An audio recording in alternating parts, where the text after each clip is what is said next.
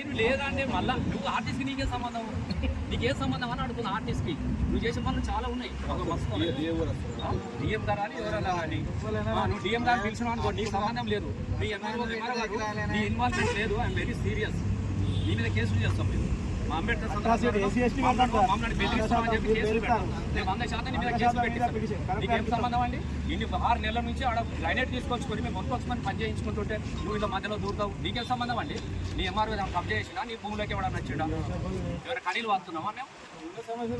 అవి ఏమని చెప్పాను కదా, చెప్తాను కదా చేసింది. మంత్రి గారు చెప్తాను కదా, చిత్తూరు అని వెళ్ళిపోయి మనం చేసుకోమంటేనే కదా. ఇప్పుడు ఇదంతా పని చేపిస్తున్నాను. పని చేయించిన తర్వాత మళ్ళీ మంత్రి గారు మీకు తెలుసు. అధికారికంగా ఏముండదండి, నాకు అంతా కాదు చర్చ అవసరం లేదు. అధికారికంగా ఎమ్మెల్యే గారు 1 కోటి రూపాయలు తెస్తాను. నేను ప్రెస్లో చెప్పింది, ఇక్కడికి వచ్చి చెప్తాను. ఆ 1 కోటి రూపాయలు తీసుకొచ్చి సుందరీకరణ చేసుకొని బ్రహ్మాండంగా చేసుకున్నాం. మొదట్లో మేము పని చేపిస్తున్నాం. అక్కడ మీరు అది చూడండి, గ్రానైట్ తీసుకొచ్చినాము. అనుమతులు వచ్చినాయని ఎమ్మెల్యే గారే స్వయంగా మంత్రి